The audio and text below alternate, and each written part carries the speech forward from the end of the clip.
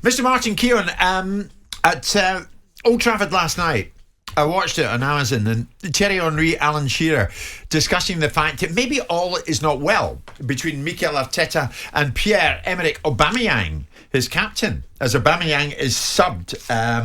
Off he went, 79 minutes I think, and on came Lacazette. What is your take on that? And especially, they were questioning, why would Arteta take off his captain, his symbol, at that particular time in the proceedings? It seemed very strange. You know, you're chasing the game. It's a very open game. And Aubameyang, and incidentally, he just missed a really good opportunity to score. He might have been offside. And then the manager takes him off. So you start to wonder, and you're looking behind the scenes, is all well between the player and the manager? Because at that point, if he is the sort of focal point of the team, he's the leader, he's the top goal scorer, I'm not sure why he's coming off at that point. Do you think all's well or not well? I've no idea, Jim. We're speculating. Would you have made him captain? I think there's been issues with this player. Would he be your captain? Without doubt. Because Why? Well, at the time he was made the captain, there were very few that to look to. So but he was the sort of, what he does, his actions on the pitch, and the way that he played at that point, he was the rightful captain. But I'm actually looking at him now, thinking sometimes the body language, he's not as ruthless, he's not as focused, and there are other issues going on behind the scenes. And it's up to the manager to get the best from this player, because he has been prolific in front of goal everywhere else he's been. Even Tuchel talked about his lateness. And we made concessions for him, but when he trained, no one trained harder. No one was more focused. Now, I've watched him recently at Anfield, different games he's played. He looked charged. He looked like he was giving everything. Just occasionally in front of goal, it's like he's the eye of the tiger's gone a little bit occasionally. I don't know why that is. That's up to the manager to get that back. But there's no doubt Aubameyang is still, for me, a top player. I know his numbers have fallen off. He's still the top goal scorer currently. And it's a case of, look, if everybody else can get the best for him, why can't Arteta? He did for a time. They won the FA Cup. He got his new contract. Yeah, right. I'm not cynical enough to think, okay, he's down tools. I don't think it was anything of that nature. He was very ill at one stage. His mother was ill. He's had issues as we've had people have come through COVID. I think it's helped him. The crowd are back there. He's more motivated. But at the moment, he's not putting the goals in, and it's the Smith Rowes and the Sakas that are carrying Arsenal. Well, that's right. I mean, he's the club's top goal scorer this season with 7, but he's got no goals in his 5 appearances. But what you're saying, his last 5 appearances, what you're saying last night, if you were Arteta at the sidelines, you would have kept him on. You wouldn't have taken him off. Without doubt. Why is Arteta thinking differently? I don't know. Does he think that he will respond well now when he plays in the next game because he's been taken out and he's glaring that he's kind of pointing the finger at him? Does he feel that his confidence is gone? I just feel that with these players, you either believe in them or you don't. You know, I was lucky. Or maybe he thought the decision that he wanted to make was a decision that was right for him. When Jurgen Klopp took Sadio Mane off a while back and he had a turn, he couldn't care less what the player thinks. His job is to win a football match. Yeah. When we talk about Tuchel's response to Aubameyang and how he was a late... Well, he didn't make him captain, though, did he? And so with the dynamic of being a captain, you can't just... I understand the reality of managing individual players and giving a bit of latitude. When you start giving latitude to indiscipline, unprofessionalism, as the captain of the club, and if we are suggesting that he's being late at Arsenal rather than he was late at Dortmund, then you've got this culture of, what do you really want? If you spend your life as a manager compromising to meet the individual needs of a player, then eventually you're going to be unsuccessful because it'll only last for so long. It has to be that the manager determines the standard that players have to come up to and of course facilitates the idea for players to be able to want to reach those levels. If you start compromising and bending and breezing and changing the culture because he's a star player, his goal-scoring record has dropped off a cliff. 2 years ago, he was scoring every 1.5 games. Now he's scoring 1 in 3. And he's been given... We had to watch all that ridiculous scenario on social media of him putting egg timers up so we could all sit there waiting for his £500,000 a week contract or whatever he's ever getting. And since that point, and there might be a lot of underlying reasons why, the descriptions about being unwell and his family-related illnesses. But what we're seeing is a player that isn't where he was before. We're seeing him as a captain. Probably that's not right for him to be a captain, and we're suggesting, possibly because people like Thierry Henry are talking about it, and we're joining the assumption that if he's saying this, he probably knows there's a problem, right? And we're suggesting that there might be a problem. Yeah. Really and truly, if the player isn't scoring goals and Lacazette is available on the bench, what about Lacazette? What does he need? Maybe he wants to play as well. Well, he was playing. He was playing. Martin, I may say to you, quite a number of Arsenal fans getting in touch. Is Bobby one of them? He said, "Come on, Martin." The time he was focused, he was training hard, and he was stepping up. That was when he was playing for a new contract. Look, I'm just looking at the game last night and thinking, why is the centre forward been taken off?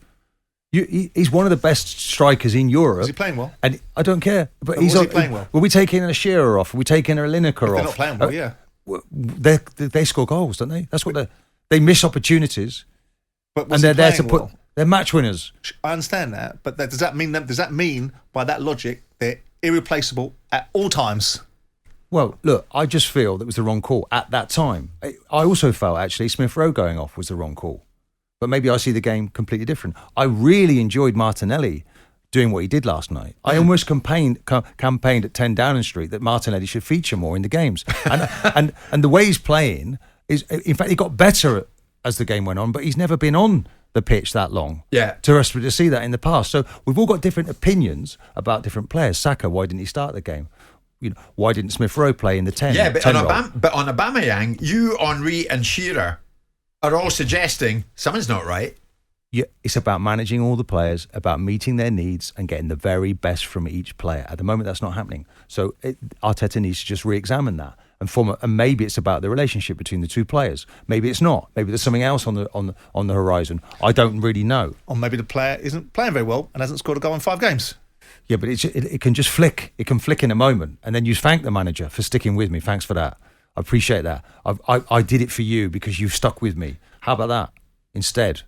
So how about Tavares getting that sort of reaction? And Tavares did get that sort of reaction. But not worried about Kieran Tierney. Tavares he was glaringly a mistake. I understand the reasons why, boss. Tavares was glaringly made a mistake against Anfield. Indeed. And stays in the team. Didn't affect him. But why does it affect the captain if he misses a chance in front of goal? So all of these arguments are there, and Arteta has to wade through that, pick the decision that he thinks is right. But that's 2 now defeats on the trot. But you seem to be indicating a litany of things that Arteta's getting wrong. No, it seems to be. I don't hear a lot from you about what he's getting right. When they win games, no one can argue. When you start losing games, people question everything you do, and that's what we're doing right now. But the fans are questioning Aubameyang and his mood swings. Like at one stage, he appeared to be absolutely flat out. Nobody better than him, but he was needing a new deal. Now he's got his deal. Is he as hungry? Jim, that's a cynical view.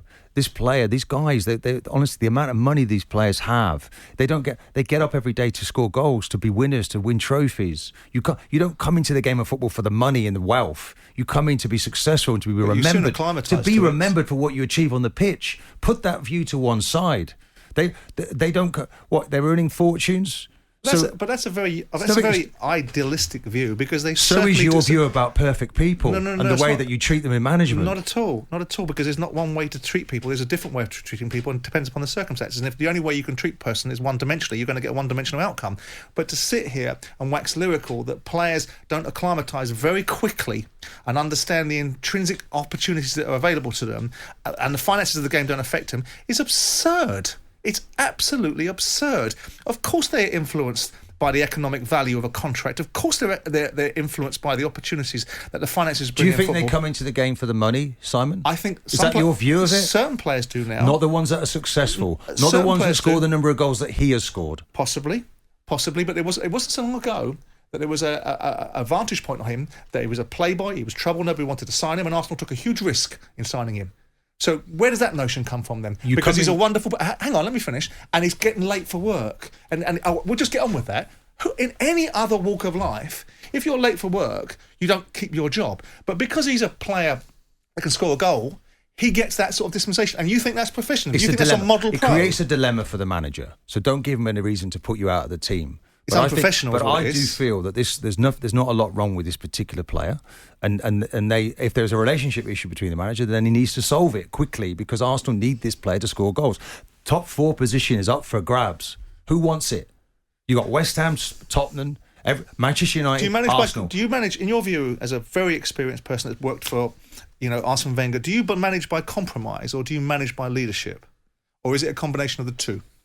It's always a combination of the two. Do you think Ferguson compromised? I'm pretty certain he would have done at some point. Did you see any evidence? I've never seen any evidence. He turned a blind eye to certain things that he knew about, but he knew everything that happened at that football club. As long as results were going in the right direction, that's the most important thing. And that's why Arteta has had to take him off, because he felt, look, I'm not getting enough from the player.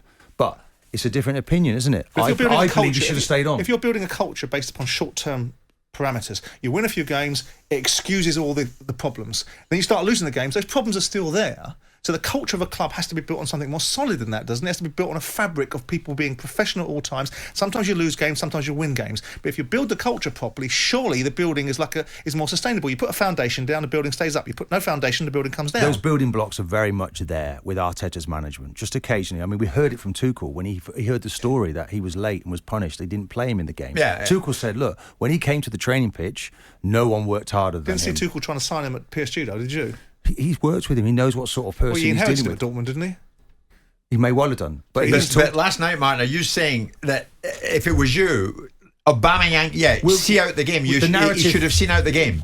A narrative has become Aubameyang.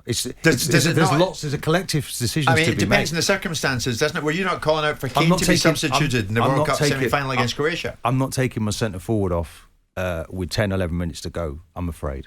And I think they were delighted to see him go. And But were you not calling for Kane to be taken off? What's that got to do with that? We're talking about... By your logic. Was I talking about Kane coming By off? similar logic, though. Kane had a very ordinary Euros, by the way.